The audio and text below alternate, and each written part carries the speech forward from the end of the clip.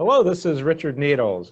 I am here with Dr. Melissa Crum, continuing my series on mentors and the importance of mentors as we all grow and develop. I've asked Dr. Crum to start with just a little bit about her life, her story, and then I'll ask my mentor questions. Dr. Crum, what's the Melissa Crum story? Well, so I am a diversity and equity practitioner. So I work with schools, nonprofits, museums, and companies to help them build better relationships with the diverse communities they serve. And I like to use art and storytelling to help people think about the stories that they have for different groups of people and help them realize how they are reading from those stories as they choose the ways in which they engage with other people. And so helping them realize that the choices that they make in their personal practices can reflect in the types of policies that they support in their workplace or organization, or the types of policies that they let slide, and how that manifests in larger systemic challenges that can disproportionately impact certain groups of people over others. And so it's this direct line between our personal thoughts and how that has a larger impact on how our country and systems and institutions operate. Very good, very good. And I want to add that I met you actually when you were speaker for the Columbus Metropolitan Club, and I watched the luncheon presentation several months ago. I was inspired to reach out to ask you to be part of my LinkedIn network, and then I joined your book club this summer. So whether you know it or not, you have been a mentor for me in the last several months. So let me ask you to reflect on mentors early in your life. Who would be a mentor that you know affected your life, you know, a little bit about that person, how they helped you? Yeah, my mentor really early on that really shaped how I thought about myself was actually my mother. And so sometimes we don't always think about our parents as mentors in certain kinds of ways. But there's this one moment that I remember. I remember what it looked like outside. I remember where I was standing. And I was in elementary school and I was looking to be, I was running for like some type of student government, something like fifth grade. And I said to my mother, like, I'm trying to run this campaign and what if I don't win? And she says, well, then it'll just be Tuesday. She said, you wouldn't have lost anything. Like, you'll still be you. Like, you Oh, wow. still will be fine. Nothing, you're not compromising Oh, wow. yourself. You can be anything. And if this doesn't come to fruition, you can just choose to be something else. And Wow. it was like my mind exploded, like, oh, it's really not that big a deal if I lose. I can just do something else. Wow. And Wow. I told my mother that something that I feel like she might have just said like on the fly, like to this, 10-year-old really changed like how I saw myself and how I approached challenges. And it's like if I might win, I might lose, but then it'll be Tuesday and you do Yeah. something else. Yeah. Yeah. Wow. I mean, wow. Talk about mentors. There's a life lesson in there. I think I want to try something. I'm going to try it. If it works, great. If it doesn't, I'll try something. Wow. Yeah, Wow. yeah, and Yeah, your mom's a mentor and a role model, I'll bet. absolutely, absolutely, Mhm. yeah.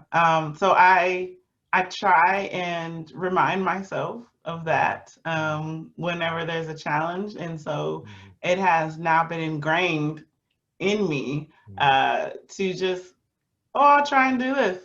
I'll do it. Oh, okay, it didn't work out. I'll do something else. I love it. Absolutely love it. So switching gears, I'm interested in how mentors shape us kind of across the arc of our life and career. Who's a more recent mentor? You know, a little bit about that person and how they helped you. It's funny. I'm,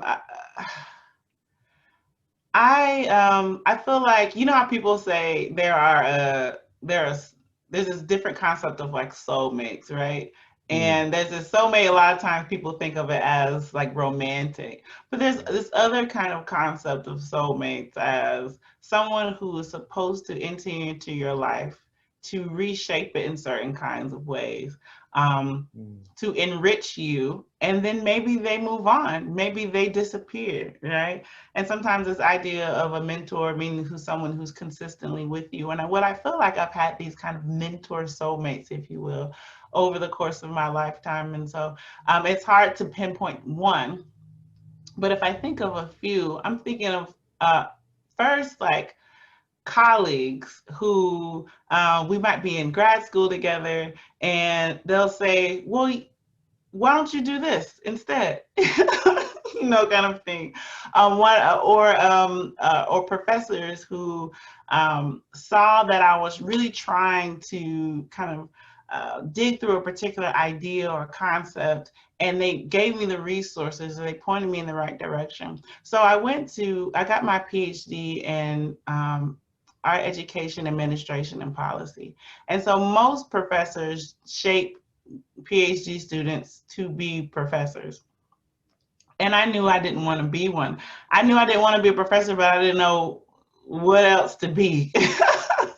And so when I was telling people, I'm really interested in the ways in which art and education can help people rethink how they're thinking about people. And then um, so you have professors be like, I mean, you can write about it.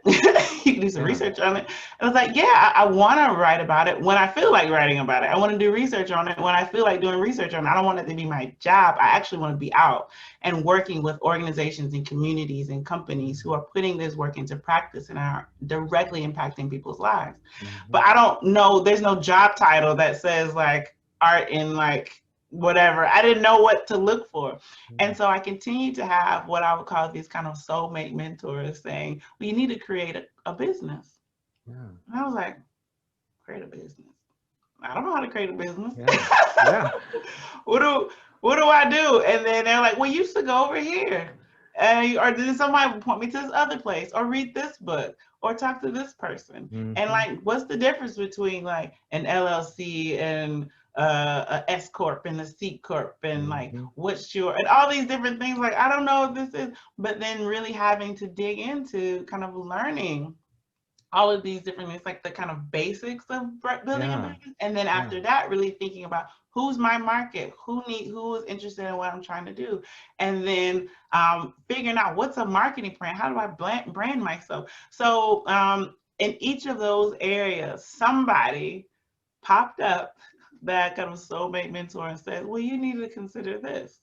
And so some of those people, I've forgotten their names, and some of those people continue to be in my life in different kinds of ways, but there is in no way possible that I could have done the work that I've done across the world, throughout the United States, the publications, the access to some of the most famous and popular institutions in the world. There was no way I could have done that without people saying, well, have you considered this?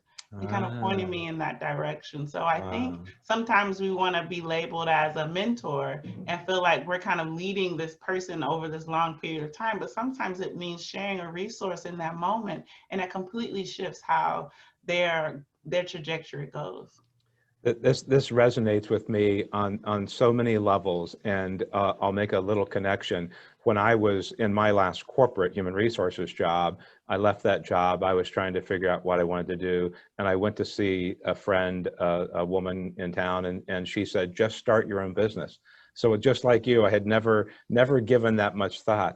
The other connection I'm going to make is a person I interviewed last week about mentors, and his observation was, stay open to people who might come into your life.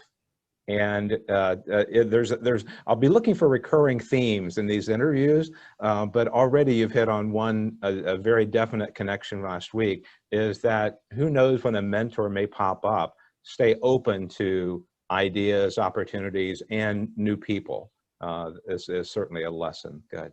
So yeah, I'm sure you get approached to be a mentor, and I'm not kidding. You've already been mentoring me, so thank you. If you think about giving a few tips to people who are mentors, what would you say are important to people who are approaching that role? I will say a couple of things. I would say whomever is your mentee, take the time to recognize what their strengths are and don't assume that you know more than they do. There may be some elements in which you have more access or more insight that you can share, but that doesn't mean in totality that you are better equipped at everything or whatever this thing is than this person. They may be just as or even more equipped than you, but just don't have the resources or the techniques, the skills to implement that ability. And so making sure that we're taking the time to know what skills they already have and going in there believing that they're already fully capable. They just may need a couple of resources. I would say also recognize the difference between being a mentor and a sponsor. And so I think for some, mentor is really about this kind of guiding, which is great. But some people don't need to be guided. They need you to leverage whatever power and resources you have to help them succeed. So if I'm already capable, I have the skill sets, the certificates, the degrees, the experience, everything, but I know that Richard has a seat in spaces that I don't have access to, or can say to a supervisor my skills or my abilities. You are now a sponsor. I'm already capable. I just don't have access to the people in power who can make decisions in connection to me. And so thinking about, am I guiding this person to help them with more skills, or am I leveraging the circles that I have and the power that I have to support this other person? And so being really clear, and sometimes people don't always make that distinction. Sometimes they conflate like mentor and sponsor, but I feel like those are very different things. And so somebody may say, I need you to be a mentor, but really they're looking for sponsorship. They're saying, I already know what I need to know. I just need access. And so being really clear about that. And also, I think the third thing, the final thing, is really making sure as a mentor, you're practicing a degree of vulnerability. And so what I mean by that is not necessarily believing you're saving this person, right? Or not believing that it's required for you to kind of um, see yourself as responsible for this person's success, right? But instead being willing to take a back seat and letting that person shine without saying like, I'm the person that like found them, I'm the person that got this job. Like, I mean, you'd be surprised how often that can happen. But really being able to kind of allow yourself to take a back seat. And if your goal is to really ensure that this person succeeds, are you okay if they go past you? Are you okay with allowing them to gain not only your insights, but maybe your access? And that means they surpass you. Are you okay with that? Because does that compromise your ability? And I would say it doesn't. So being able to say, am I willing to let this person get bigger than me and not seeing it as a compromise to my own value? And I think that's really important. Yeah, the times when I've been a mentor, the joy I feel when I see that person progress, you almost have to have an intrinsic joy in the success of other people. Yeah, wow. Melissa, this has been fantastic. I really appreciate you. Thank you again for accepting the invitation. I'm so glad that we connected this summer, and I know we're going to stay connected in one way or the other. And I just hope you have a great autumn. Thank you. Thank you. Thank you so much, Richard. Okay. Thank you.